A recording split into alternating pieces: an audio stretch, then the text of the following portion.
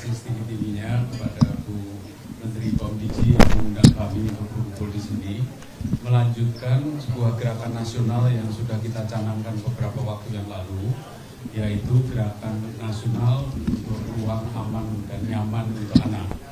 Jadi sebagaimana kita tahu, Bapak Presiden Prabowo mempunyai program yang sangat banyak dan sangat fundamental untuk pembangunan manusia, mulai dari kesehatan seperti cek kesehatan gratis, pembangunan rumah sakit di pinggiran, kemudian penanganan stunting, kemudian juga TB, dan banyak lagi program di bidang kesehatan, juga program di bidang pendidikan, mulai dari revitalisasi sekolah, digitalisasi sekolah rakyat, sekolah unggul Garuda.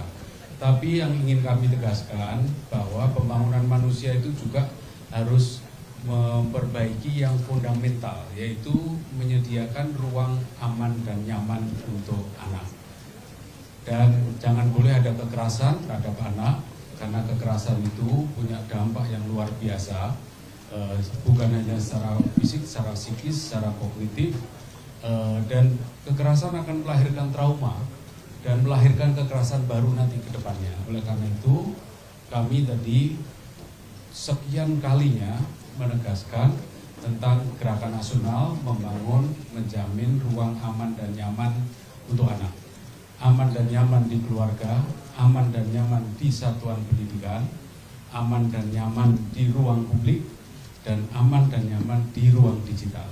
Jadi sejalan dengan digitalisasi, apalagi perkembangan AI, ruang aman digital ini juga harus menjadi perhatian kita yang sangat-sangat serius. Dampaknya bukan hanya terhadap fisik, tetapi juga terhadap kognitif, terhadap kesehatan mental anak juga. Jadi oleh karena itu hal-hal yang fundamental ini kita bahas secara detail.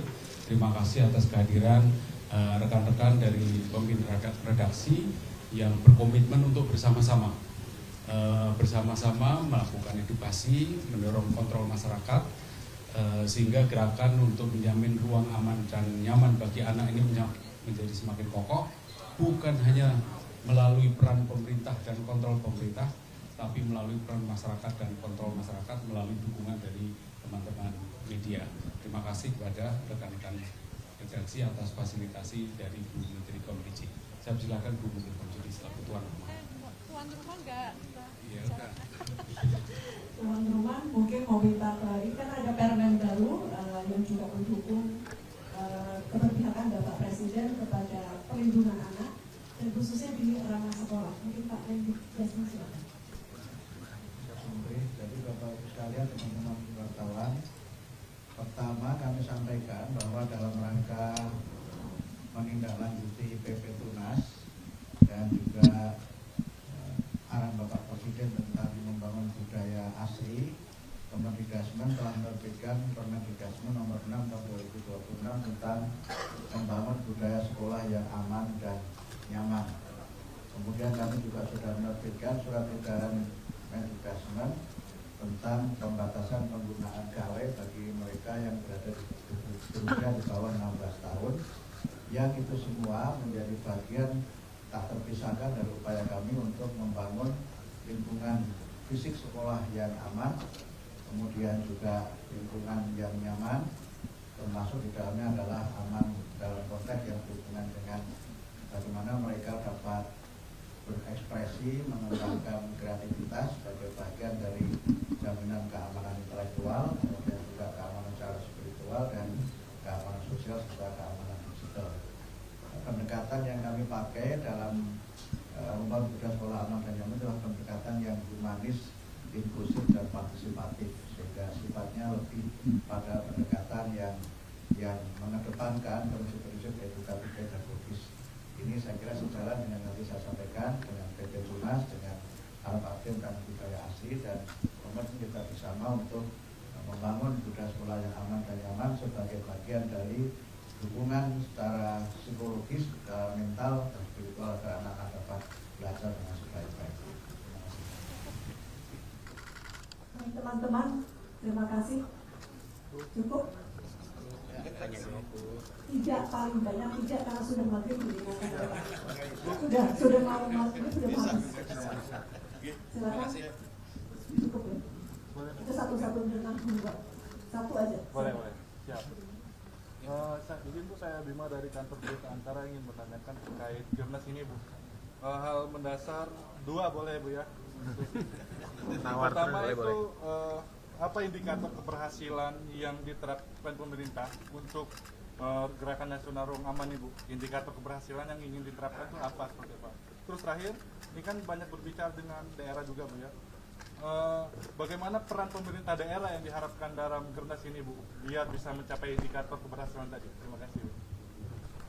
Terima kasih. Jadi angka kekerasan itu sebetulnya Bu Menteri PPA yang ada punya datanya. Angka kekerasan masih cukup tinggi, sekitar 2000 itu ya, 2021 ribuan. Dan tentu saja indikator kita adalah menurunnya angka kekerasan. Jadi itu indikator yang paling mudah untuk dilihat. Kekerasan, sekali lagi kekerasan dalam keluarga, dalam satuan pendidikan, di ruang publik dan juga di ruang digital. Nah, kami pada akhirnya instrumen yang berada di lapangan adalah aparat pemerintah yang ada di daerah. Nah, kita beberapa KL yang ada di sini, misalnya Kemendikbudrismen juga punya aparat sampai ke daerah, Kemendikbangga juga punya lapangan sampai desa, punya kader-kader sampai desa, ya. Dan tentu saja kita bekerjasama dengan Kemendagri. Jadi kami sudah mengkonsolidasikan dengan Kemendagri, sudah banyak edaran dan aturan yang berlaku ke daerah-daerah di seluruh Indonesia. Jadi kita tidak menambah edaran yang baru karena pada prinsipnya substansinya sudah ada. Jadi oleh karena itu kita memanfaatkan forum Senin, ya di setiap Senin Pak Mendagri mengundang kepala daerah seluruh Indonesia untuk melakukan koordinasi dengan daerah. Jadi kita terus-menerus berkomunikasi, mengingatkan dan mengajak serta partisipasi kepala daerah, terutama melalui forum Senin ya. Ketika berbicara inflasi, kita sekaligus berbicara mengenai hal-hal yang lain, termasuk berbicara mengenai ruang aman dan nyaman untuk anak. Sekali lagi, tidak hanya di keluarga, tidak hanya di satuan pendidikan, tapi di ruang publik dan juga di ruang digital. Saya kira itu, terima kasih ya. Terima kasih. Terima kasih.